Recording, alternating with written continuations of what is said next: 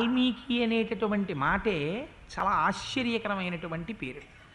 ఎందుచేత అంటే మనకి వాల్మీకి మహర్షి గురించి లోకంలో అనేకమైనటువంటి కథలున్నాయి. అసలు వాల్మీకి అంటే పుట్టలోంచి బయటికి వచ్చిన వారు కాబట్టి, వాల్మీకము నుంచి ఉద్భవించినటువంటి వారు కాబట్టి వారికి వాల్మీకి అని పౌరుషనామం వచ్చింది. అసలు వాల్మీకి మహర్షి యొక్క జీవిత వృత్తాంతం ఏమిటి? అసలు ఈ వాల్మీకి ఎవరు? ఈ ప్రశ్న స్కాంద పురాణంలో వేశారు. స్కాంద పురాణంలో వ్యాస భగవానుడు సనత్కుమారుణ్ణి అడిగాడు, వాల్మీకి ఎవరు? ఆది కావ్యమైనటువంటి రామాయణాన్ని రచించగలిగినటువంటి సమర్థత వాల్మీకి మహర్షికి ఎక్కడి నుంచి వచ్చింది, ఎందువల్ల వచ్చింది, నాకు చెప్పవలసింది అని అడిగితే సనత్కుమారుడు చెప్పాడు ఆ రోజున. వాల్మీకి మహర్షి యొక్క అంశ చాలా ఆశ్చర్యకరమైంది. ఎందుచేత అంటే పూర్వం సుమతి కౌశికి అనబడేటటువంటి ఇద్దరు దంపతులు ఉండేవారు. ఆ దంపతులకు అగ్నిశర్మ అనబడేటటువంటి కుమారుడు జన్మించాడు. కానీ ఆ అగ్నిశర్మకి బాల్యంలో తండ్రి గారు వేదాన్ని పఠింపచేస్తే తగినంతగా అబ్బలేదు. సరే, అలాగే తండ్రి గారు కష్టపడి వేదం నేర్పుతున్నారు, ఆ అగ్నిశర్మ ఆ వేదాన్ని నేర్చుకుంటున్నాడు. సాధారణంగా బ్రాహ్మణులు ఆ రోజులలో ఒకరిచ్చేటటువంటి దానము చేత ధర్మము చేత జీవనం చేసేవారు. అది కూడా ఎంతో అవసరం పడితేనే దానం పట్టేవారు, లేకపోతే దానం పట్టేవారు కాదు. అటువంటి స్థితిలో ఆ రాజ్యమంతా క్షామం వచ్చింది. అసలే క్షామంతో అలమటించిపోతున్నటువంటి రాజ్యంలో దాన ధర్మాలు ఎక్కడి నుంచి జరుగుతాయి? అందుకని దాన ధర్మములు లుప్తమైపోతున్నాయని అగ్నిశర్మ తన భార్యని, తల్లిదండ్రులైనటువంటి సుమతి కౌశికిని తీసుకుని అరణ్యంలోకి ప్రవేశించి అక్కడ ఒక వటకుటీరాన్ని నిర్మించుకొని అక్కడ దొరికినటువంటి కందమూలాలు, తేనె మొదలైనవి తెచ్చుకుని జీవనం గడుపుతున్నాడు. కానీ వేదం తగినంతగా నేర్చుకున్నవాడు కాకపోవడం చేత, సాత్వికమైనటువంటి ప్రవృత్తి లోపించడం చేత ఆ అరణ్యంలో తిరిగేటటువంటి దారి దొంగలతో స్నేహం కుదిరింది. వారితో స్నేహం చేశాడు. వచ్చిపోయేటటువంటి వారిని అందరినీ వేధించి వారి దగ్గర ఉన్నటువంటి సొమ్ముని అపహరించడానికి అలవాటు పడ్డాడు. ఆయన ఒకనాడు అదృష్టం, అటుగా మహర్షులు వెళ్ళిపోతున్నారు. వెళ్ళిపోతుంటే ఆ మహర్షుల దగ్గరికి వచ్చి, వాళ్ళ దగ్గర ఏముంటాయి మహర్షుల దగ్గర? వాళ్ళు కట్టుకున్నటువంటి వస్త్రాలు, చేతిలో ఉన్నటువంటి బ్రహ్మదండం, కమండలం అవి ఉన్నాయి. దొంగవాడికి ఏది దొరికినా లాభమే కదా, అదేం కష్టపడి సంపాదించాలి కనుకనా. అందుకని మీ దగ్గర ఉన్నటువంటి ఈ వల్కములు, ఆ బ్రహ్మదండము మొదలైనటువంటివన్నీ కింద పెట్టండి, లేకపోతే మీ ప్రాణాలు తీసేస్తానన్నాడు. అంటే అత్రి మహర్షి అన్నారు, ఏమయ్యా దేనికోసం ఇంత కష్టపడి ఇతరుల యొక్క ప్రాణములను కూడా తీసి నువ్వు ఈ సంపాదన ఇలా సంపాదిస్తున్నావు అని అడిగారు. ఆయన అన్నాడు, నా పొట్ట పోసుకోవడానికి, నన్ను నమ్ముకున్నటువంటి నా భార్యా బిడ్డలు తల్లిదండ్రుల యొక్క పొట్ట పోషించడానికి అన్నాడు. నీ పొట్ట పోసుకోవడానికి, నీ వారి పొట్ట పోసుకోవడానికి ఇంతకన్నా వేరొక వృత్తి నీకు దొరకలేదా?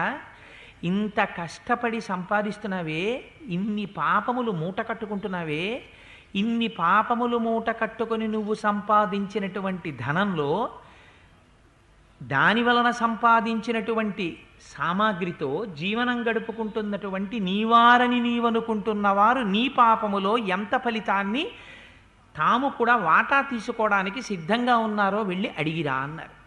ఈ మాట ఏదో కొంచెం ఆలోచించవలసిందిగా అనిపించి సరే మీరు ఇక్కడే ఉండండి, వెళ్ళిపోకండి, నేను మళ్ళీ వస్తానన్నాడు. వాళ్ళు ఎందుకు వెళ్ళిపోతారు? ఋషులు.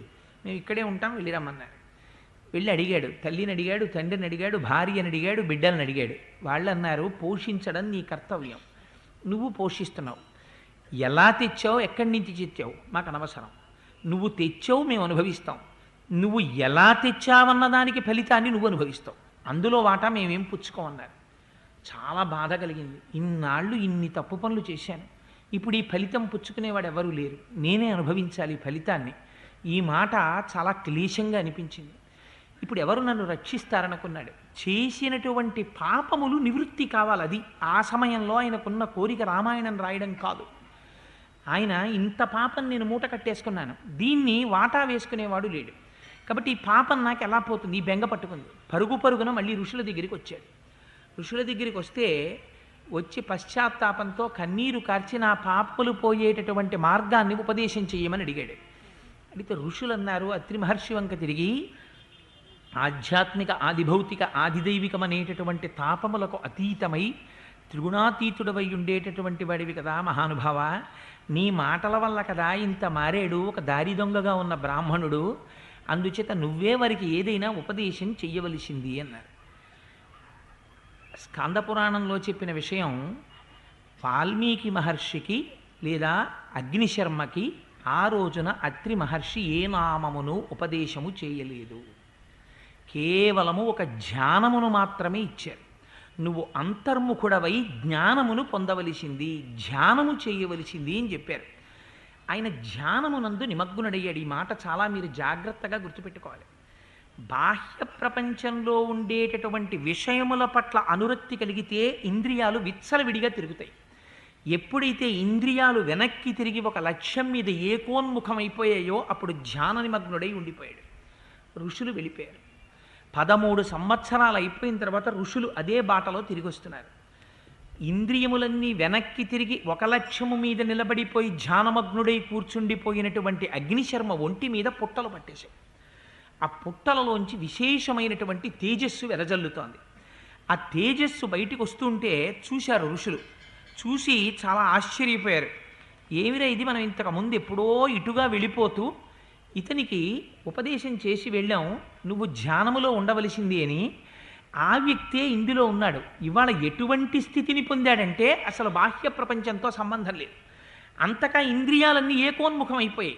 కేవలం ఒక లక్ష్య సిద్ధి కోసమని బయట పుట్టలు పట్టినా తెలియనటువంటి స్థితిలో ఉన్నాడు అని వాళ్ళు ఆశ్చర్యపోయి ఋషులు అందులో ఉన్నటువంటి వ్యక్తిని పిలిచారు. వాళ్ళు ఏమని, వాల్మీకి రితితే నామా భువిఖ్యాతం భవిష్యతి అన్నారు. ఇక మీదట మేము చెప్పినటువంటి ధ్యానమునందు మగ్నుడవై మీద పట్టినటువంటి పుట్టలను కూడా గుర్తెరగక ధ్యానము చేసిన వాడివి కనుక నిన్ను వాల్మీకి అని పిలుస్తారు. నువ్వు పుట్టలోంచి పైకి రా అని పిలిచారు. ఇది పౌరుషనామమైంది. అందుకని వాల్మీకి స్వతసిద్ధమైన పేరు కాదు, ఆయన పేరు అగ్నిశర్మ. ఆయన భారద్వాజ గోత్రీకుడు, సద్బ్రాహ్మణుడు. ఆ పుట్టలోంచి బయటికి వచ్చాడు. వచ్చిన తర్వాత ఋషులందరికీ పాదాలకి నమస్కారం చేశాడు. నన్ను ఏం చెయ్యమంటారని అడిగారు. అడిగితే నువ్వు ఉత్తరాభిముఖుడవై వెళ్ళి భగవద్ధ్యానం చేయమన్నారు. ఆయన కుశస్థలీ మధాగమ్య సమారాధ్య మహేశ్వరం అన్నారు. కుశస్థలి అనబడేటటువంటి ప్రదేశానికి వెళ్ళి విశేషంగా పరమశివుణ్ణి ఆరాధన చేశాడు. పరమశివ ఆరాధన చేస్తే ఆయనకి కలిగినటువంటి ఫలితం ఏమిటో తెలుసా అండి? 3 మూర్తులకును 3 లోకములకు 3 కాలములకు మూలమగుచు భేదమగుచు తుదిక భేదమయ్యొప్పారు బ్రహ్మమనగ నీవే పాలనయన. ఒకే పరబ్రహ్మం సృష్టి స్థితి లయ చేసేటప్పుడు, సృష్టి చేసేటప్పుడు బ్రహ్మగా ఉంటుంది, స్థితి చేసేటప్పుడు శ్రీ మహావిష్ణువుగా ఉంటుంది, లయ చేసేటప్పుడు పరమేశ్వరుడిగా ఉంటుంది.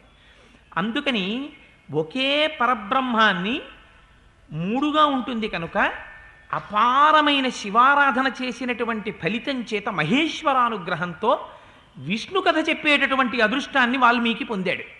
విష్ణు కథ చెప్పడానికి ఉపదేశం చేసిన వారెవరు? బ్రహ్మగారు ఉపదేశం చేశారు. ఇప్పుడు వాల్మీకి ఎవరి అనుగ్రహాన్ని పొందాడు? త్రిమూర్తుల యొక్క అనుగ్రహాన్ని పొందాడు. చేసినది మహేశ్వరారాధన, పొందినది బ్రహ్మగారి యొక్క అనుగ్రహం, చెప్పినది శ్రీ మహావిష్ణువు యొక్క కథ. అందుకని ఈ ముగ్గురి యొక్క అనుగ్రహాన్ని పొందినటువంటి వాడు కనుక పౌరుషనామంతో ఆయన్ని వాల్మీకి అని పిలిచారు.